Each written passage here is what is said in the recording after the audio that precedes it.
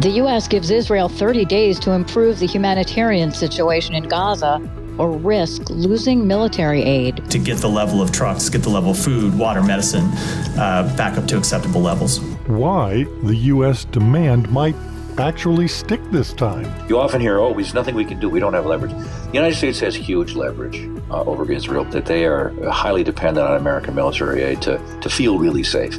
Today is Tuesday, October 15th, and this is The Issue from VOA.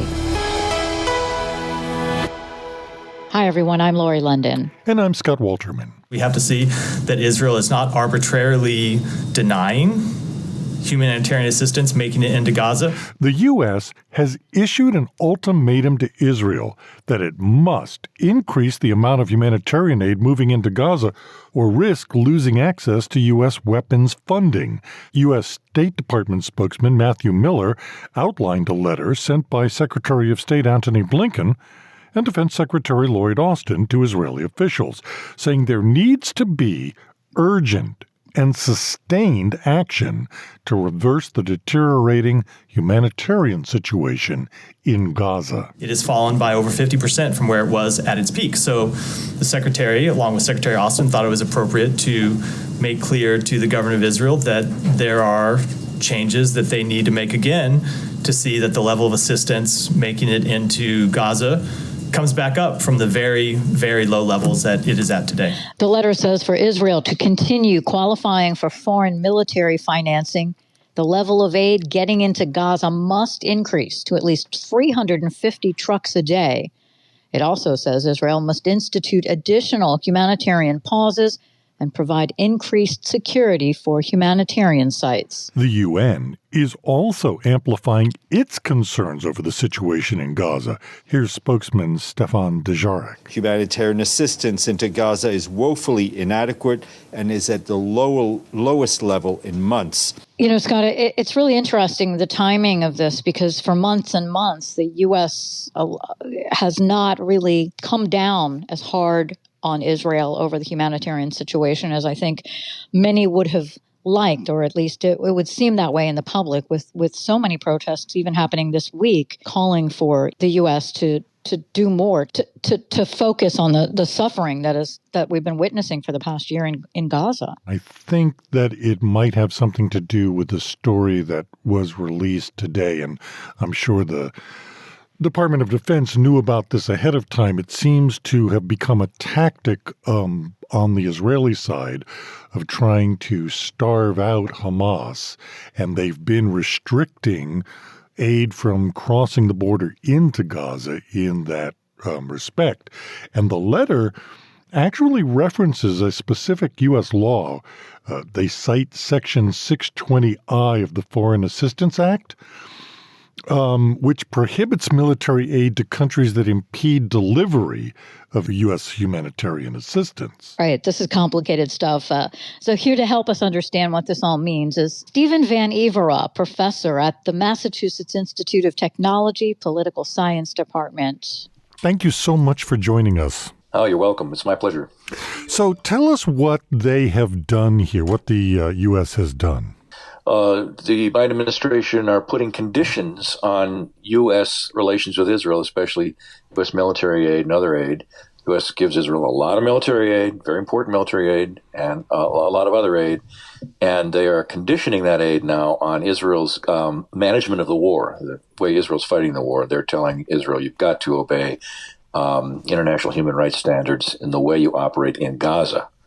And it's been a long time coming. They have talked as if they were going to put conditions on U.S. military and economic aid over the last year, but they've never done it. And it's clear that Netanyahu has reached the judgment that they're never going to do it.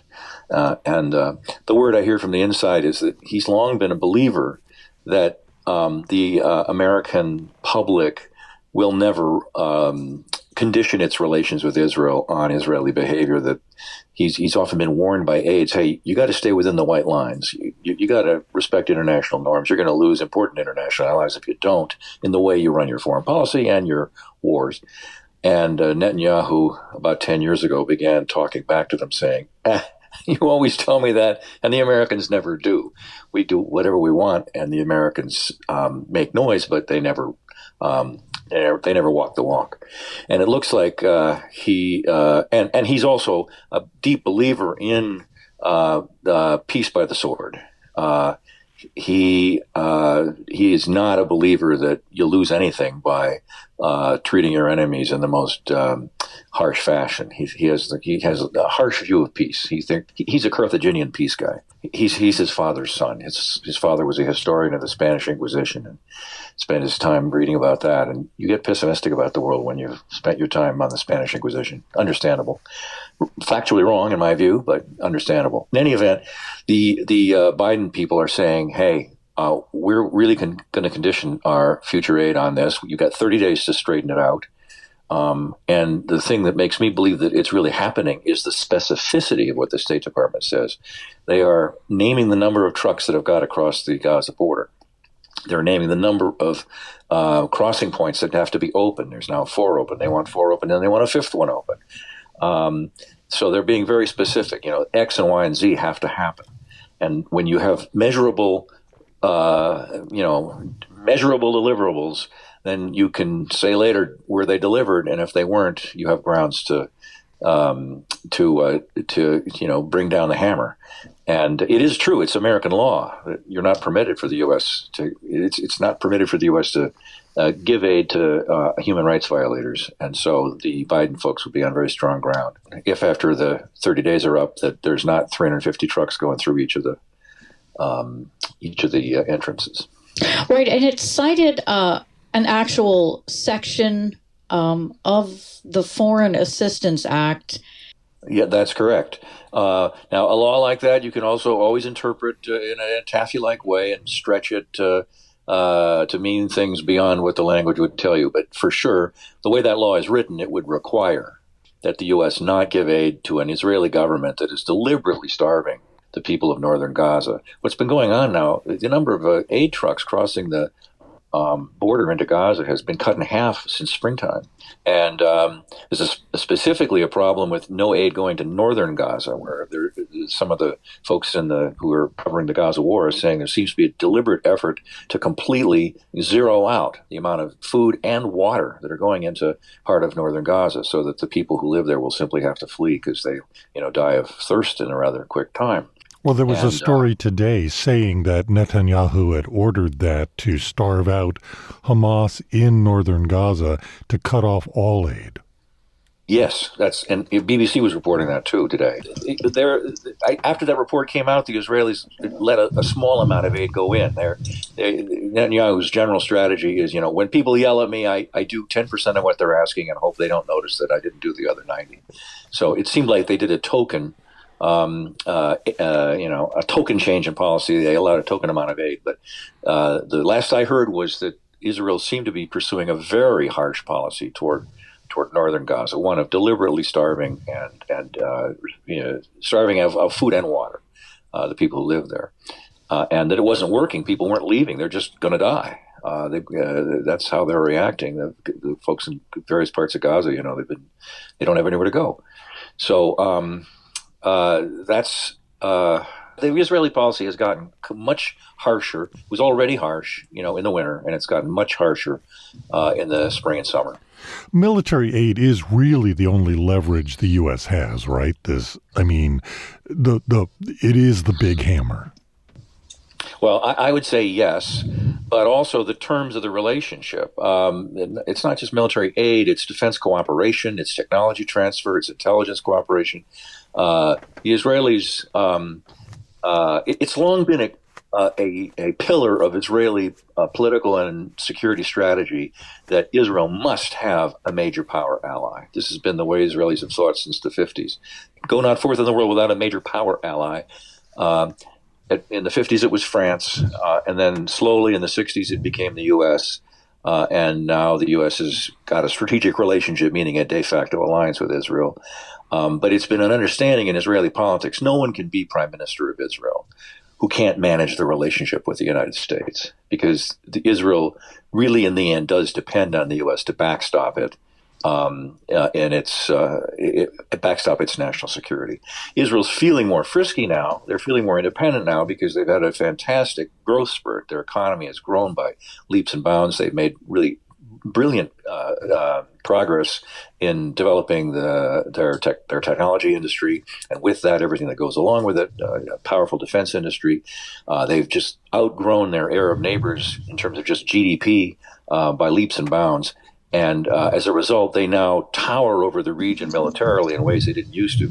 But they still live in a sea of 350 million Arabs and 2 million Sunni Muslims, and they're never going to be able to, do the Carthaginian peace to that many people, and they're going to need help if they ever really face a big coalition against them again. So it's understood, yes, what you said, that America's willingness to backstop Israel's national security is vital to Israel, and if they ever really felt it was conditional, they would bend. People underestimate American leverage here. You often hear, there's nothing we can do. We don't have leverage. The United States has huge leverage over Israel because of what you said, that they are highly dependent on American military aid to feel really safe. The real analogy people should keep in mind is the 1956 Suez War. Not quite an analogy, it's not quite a perfect analogy because Israel was a smaller player in the world then, but if you might remember what occurred, Israel and France and Britain launched a war on Egypt that the Eisenhower administration disapproved of, and Ike just got on the phone, and it took him about a day or two just to tell those three actors, you didn't clear this with us, and we don't like it, and you have to reverse course. Walk this cat back. Stop the war, pull your troops out, and return the Sinai. And Israel did it because the U.S. had and still has huge leverage. The United States told the UN Security Council last week that Israel needs to address what they called urgently catastrophic conditions among Palestinians across the Gaza Strip. This is not new, though. We've been hearing this for the past year. Why do you think the U.S. is now taking this step at this moment? I think because Israel's behavior is becoming more extreme. As I said, the amount of trucks that are permitted to cross the border carrying food aid has been cut in half since the spring.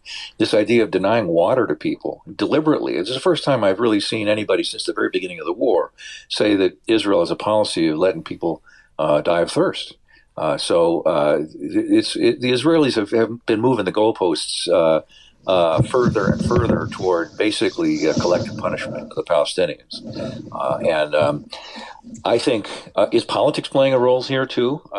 Biden and his team are having a hard time answering questions from the American public. Why aren't you asking the Israelis to behave like good world citizens? You're letting them violate basic international norms, and you're doing it while you're being very generous to them and on this national security front. So, why aren't you being conditional? And this answer that we get, which is Israel has a right to decide its own foreign policy. We also hear that a lot about Ukraine. It's become a thing that's said in Washington. Other countries have a right to decide their own policies. To my view, American policy toward everyone in the world should always be conditional. And it's ridiculous to say that other actors, powers, countries have a right to decide things for themselves if they are if they're American allies or if they're receiving aid from the U.S. George Kennan and Otto von Bismarck and George Marshall and anybody, they would never accept the notion that our relationships with others shouldn't be conditional on others' conformity with American foreign policy and U.S. national interests to some degree, a negotiated accommodation. The idea that giving anybody a blank check. The last time a great power gave a true blank check in world affairs, as I remember, was when the Germans gave it to the Austrians in July 1914. The idea of blank checks, I mean, that's what people have been saying we should do with Netanyahu. Give him a blank check. Fine, he's doing stuff we don't like. Let's keep giving him the weapons, but not condition them. That's a blank check. And when the Germans did it in 1914, it caused World War I.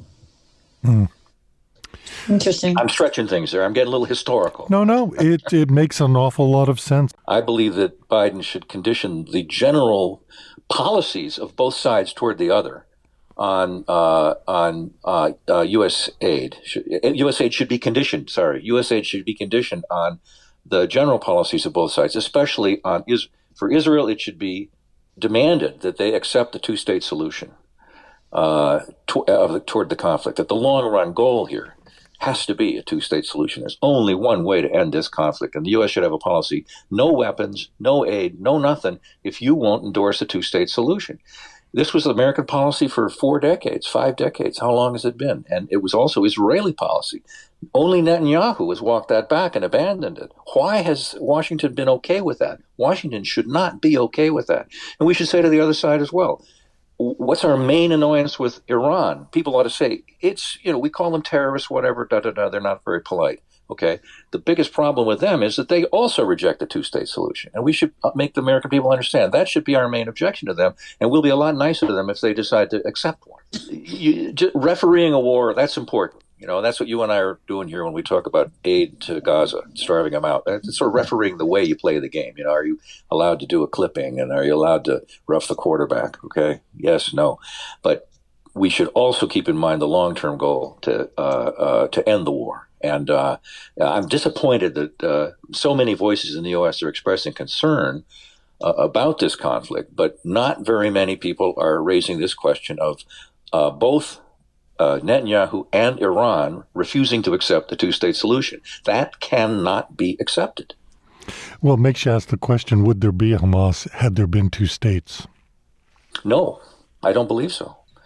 I mean, it's a great question. Have there been two states? I mean, if we really reached a two-state solution, no. I think, number one, we couldn't have reached a two-state solution with Hamas. But number two, there would be no Hamas. Hamas is a result of the radicalization that happens with war. This is the kind of extremism you get when you have 50 years of war. So I think it would have headed off this radicalization. And I think, frankly, that the results of this war is going to be a further radicalization of parts of the Palestinian community. You're seeing a massive traumatization going on here, and it's gonna affect future generations. We're going to see more Black Widow phenomena, if you know what that was back after the Second Intifada. But you get my drift here, which is let's keep our eye on the prize as well as on the next play, and there should be American conditionality that would create carrots and sticks.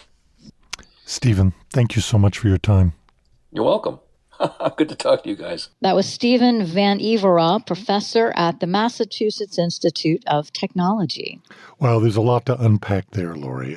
It just, goes to show at the end of the day, he who has the big stick. This is a conversation that is obviously going to continue, given the fact that the Biden administration wants diplomacy and, as we were talking about with Stephen, a two-state solution, but it does not appear that Prime Minister Benjamin Netanyahu has any interest in approaching the subject of a two-state solution. Well, he's made a whole career blocking the two-state solution. And then there's a whole other issue that we can obviously get into another day about the fact that we'd also just heard that there are no talks ongoing at this moment for anything related to the hostages still being held by Hamas.